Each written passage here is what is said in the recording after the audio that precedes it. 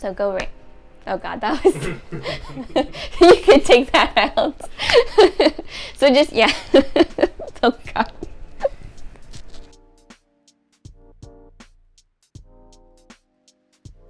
My name's Marissa Whittemore. I'm a stained glass artist here in Jacksonville, Florida. I got into glass art after trying numerous different mediums in the past, but I was looking for something new and different, and I stumbled upon glass art, and so I went to Googling and I found a shop that is down in St. Augustine.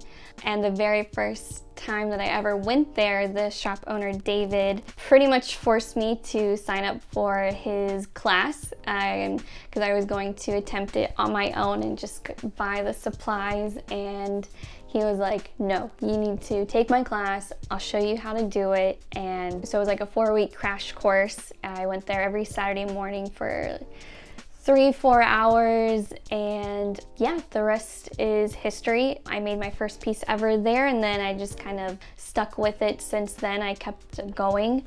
The first piece I made on my own was for my coworker at the time. She gifted me my grinder, and I wanted to pay her back and make something for her. So she was my first pet portrait I did for her cat Wooby. He was pretty fun. He has like a black spot birthmark, so that was fun to play with. There's not an artistic background per se with my family members, but I think I've always had that inclination towards art as far as I remember. Really, I think the one that solidified it for me was when I was in elementary school. My 3rd grade teacher, Miss Mata, she was an art teacher as well as whatever subject she taught at the time, and she did an after-school class, and that really got me into art, and it just kind of spiraled from there. Well, there was like little doodles, but it really wasn't until high school that I started taking art more seriously. I mean, I did a drawing class in middle school, but my freshman year of high school was when I took pottery for the first time, and I loved it. And so I just carried on, and I continued that through school, through the remaining of high school. And I wish I didn't fall into the art isn't a career trap, but I did. Otherwise, I would have loved to have pursued it more seriously with college. I think that would have been a lot of fun. But that's what elective classes are for, and just experimenting outside of the educational system. I officially got my degree in like marketing digital media, which I thought was a nice substitute outlet because I could still be creative, but I guess have a career. So to kind of let that creative outlet go, I tried so many different things. I got into fluid painting, but then I just felt like that was so generic after I got into it, and anybody could really do it if they really tried, and I wanted something more challenging, and that's when I stumbled upon glass, and I just have kind of found myself and stuck with it. My arena. I thrive well in it.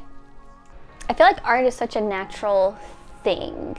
It's one of those things you don't have to be good at it. I mean, if it looks good in your eyes, I think that's just a big thing. But I mean, it's a bonus if other people like it.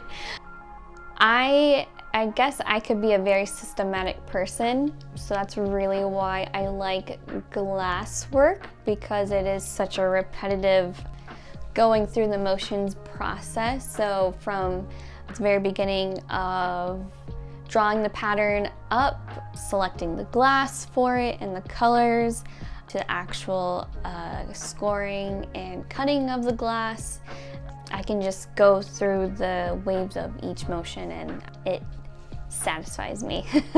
Yeah, that's one of those things.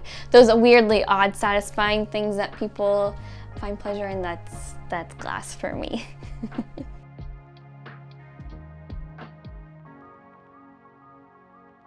Future-wise, I'd like to continue pushing the bar and doing bigger pieces. They tend to be more challenging. My smaller projects, you know, they're fun and easy to like turn out, but I like when I work on bigger pieces and it takes more time, and just kind of challenges myself to either make a different type of cut that I haven't already before, or just like the selection process of it all, I guess, would be really cool. I'd like to put my work out there more than what it already is, so that's kind of one of the goals that I do have, whether it's getting galleries to open up to artists like myself, because it's not a dominant thing or predominant thing. So that would be really cool to see that area kind of grow and just get it kind of more top of mind for people, that there are many different types of art out there in the world. And the window is the perfect spot to put a piece of art in, because the light will just bring it to life. What wouldn't I tell my younger self? It kind of goes back to when I was in high school, kind of figuring things out. It's fun. I used to tell my mom, we laugh about it now. When I was in high school, I used to tell her, I'm like, I'm just gonna be a bum, I'm just gonna sit on the beach all day, do nothing, just hang out and have fun. And I was like, and now I'm doing way more than that. So I'm like, I still, you know, love going to the beach, but I would just tell myself that you can pursue art seriously and professionally, and that there are many different areas and opportunities for that. Yeah. you don't have to fall into the trap. So if you're passionate about art, go for it. So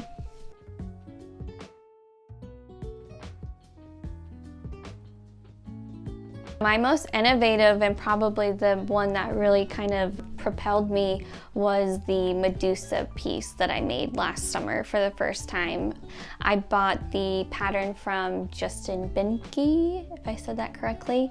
He sells all of his patterns that he makes, which is really cool for people like myself who aren't as skilled in that kind of aspect as far as the details go.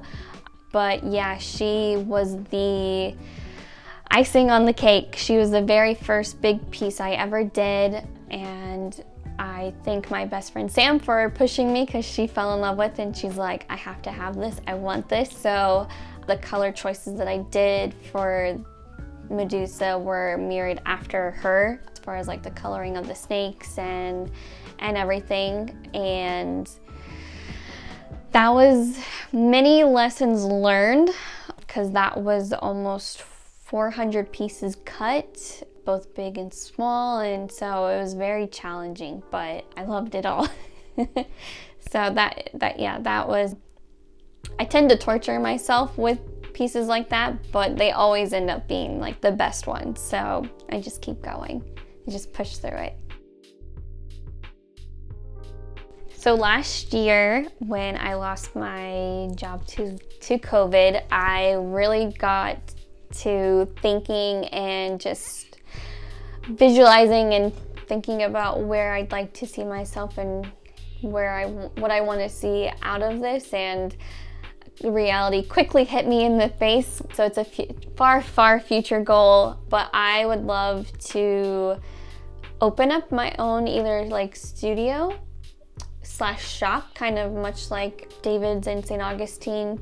He's in one of like those industrial business parks. So one side is the glass store side, and then on the back side is like his whole like studio space. So I would love to do that. I would love to be my own boss and just dive more into that realm. And just like, yeah, just continue to push the bar, get my work out there more. Maybe galleries, I don't know, we'll see. So I have the awesome pleasure of working for a local arts market here in Jax. It's the Riverside Arts Market. It happens every Saturday from 10 a.m. to 3 p.m. And it's literally unique every weekend. There's always something going on.